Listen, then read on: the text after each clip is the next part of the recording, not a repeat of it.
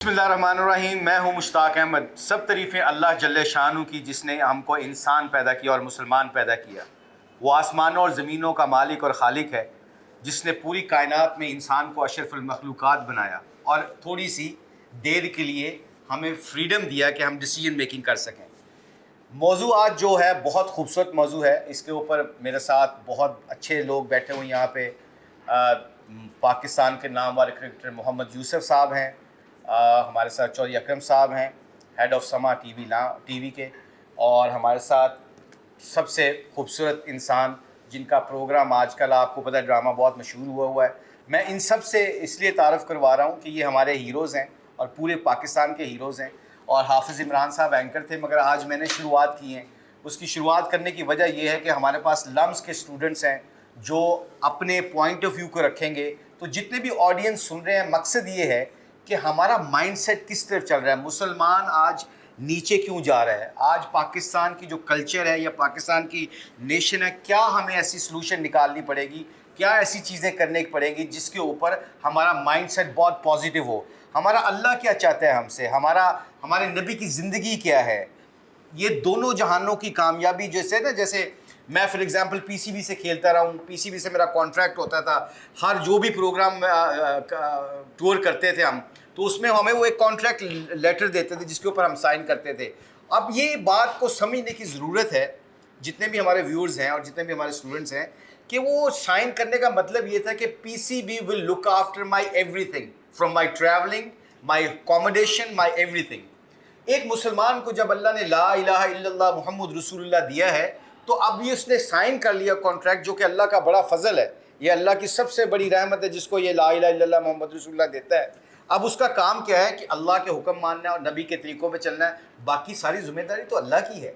खिलाता भी वो है, पिलाता भी वो है, ज़िंदगी और मौत का मालिक है, सांसों का मालिक है, हर चीज़ का मालिक और खालिक वो है। जब कॉन्ट्रैक्ट उनसे कर लिया है, तो अब अल्लाह के हुक्म नबी के तरीक़ों में हमारी दोनों जहानों की कामयाबी है। इस मौजू के ऊपर इंशाअल्लाह ताला हम डिस्कस करेंगे, पॉइंट ऑफ व्यू रखेंगे, स्टूडेंट्स अपना माइंडसेट बताएंगे, हमारे जो मेहमान आए हैं वो अपना पॉइंट ऑफ व्यू बताएंगे। तो इस मौके के ऊपर मैं सबसे पहले हाफिज़ इमरान साहब की तरफ जाता हूँ। हाफिज़ साहब, यू रन द शो। बहुत बहुत शुक्रिया मुश्ताक अहमद साहब, आपका बहुत बहुत शुक्रिया। जैसे कि आपने गुफ्तगू सुनी है मुश्ताक अहमद साहब की, आगे बढ़ाएंगे। नौजवान यहाँ पर हैं, ये अपने बड़ों से क्या तवक्को करते हैं, क्या चाहते हैं, अगर इनके जहन में कोई ख़्याल है कि पाकिस्तान को कैसे आगे बढ़ना चाहिए, इनकी तरक्की के रास्ते में क्या रुकावट है, या ये पाकिस्तान को कहाँ पर देखना चाहते हैं, मुश्किलात इनके लिए क्या हैं, आपसे शुरू कर लें। चलें जी, शुरू करें। क्या फौरी तौर पर ये जो मुश्ताक अहमद साहब ने बात किया, आपके जहन में क्या चीज़ आई है, या आप अपने इर्द गिर्द देखते हैं तो आपको क्या लगता है, क्या कहाँ फंसे हुए हैं, कहाँ रुके हुए हैं? मेरा नाम शरीना बेग है और मैं एक 3rd year student at lumps हूँ।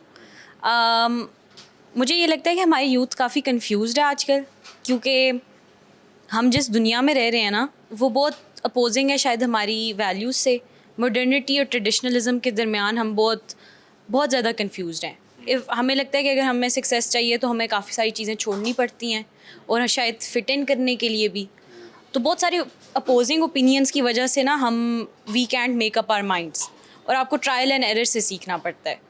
और जितनी बिकॉज शायद हम कैपिटलिस्ट दुनिया में रहते हैं, तो हमें इतनी ज़्यादा चीज़ें एट आवर डिस्पोजल मिलती हैं कि शायद गलत और सही का फ़ैसला करना मुश्किल हो जाता है, मुश्किल भी हो जाता है। और क्योंकि आप इतने यंग हैं और आपको एक यूनिवर्सिटी सेटिंग में पुश कर दिया जाता है जहाँ आपका इतना एक्सपीरियंस नहीं होता, आप इंडिपेंडेंट नहीं होते पहले से, तो आप कंफ्यूज हो जाते हैं, आप शायद गलतियाँ कर देते हैं, मिस्टेक्स कर देते हैं, और that's a harder way to learn rather than अगर आपके ऊपर एक अच्छी गाइडेंस हो तो।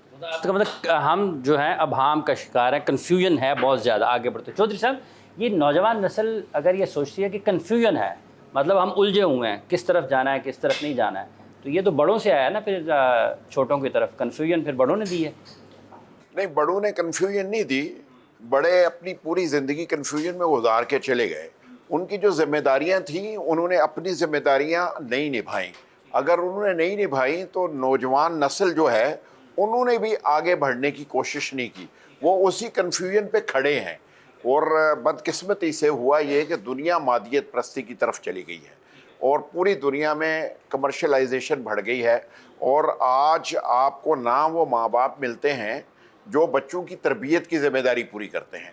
وہ بھی بچوں کو وہ کیریئر اڈاپٹ کرنے کے لیے پش کرتے ہیں جس میں مالی سہولتیں یا زندگی فائنانس سے وابستہ ہو جاتی ہے.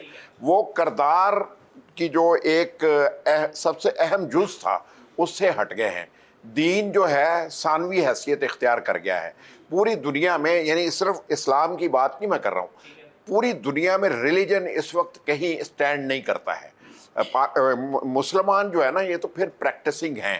مسلمان آج بھی اپنے ریلیجن کو فالو کرنے کی کوشش کرتا ہے, لیکن اگر آپ اس کے علاوہ باقی ریلیجنز کو دیکھیں تو وہ تو اب پریکٹسنگ بھی نہیں رہے. آپ کرسچینٹی کو دیکھتے ہیں اس کا وجود نہیں رہا ہے. وہ ہر روز ایک نیا سیکٹ پروڈیوس کرتے ہیں جو آپ کو اپنے دین سے دور لے کے جاتا ہے, اور ان کے نزدیک یہ دنیا صرف آج تک ہی رہ گئی ہے. اور شاید یہی ہماری سب سے بڑی بدقسمتی ہے کہ ہم آفٹر دی ڈیتھ جو ہے اس بلیف سے کمزور ہوتے جا رہے ہیں. اگر ہم اپنے اس بلیف کو مضبوط کر لیں تو میرا خیال ہے نوجوان نسل کی غلط فہمی کنفیوژن دور ہو جائے گی. ان کو یہ یقین ہونے لگے گا کہ یہ 40-50 سال کا جو ٹائم سپین ہے یہ اتنا اہم نہیں ہے.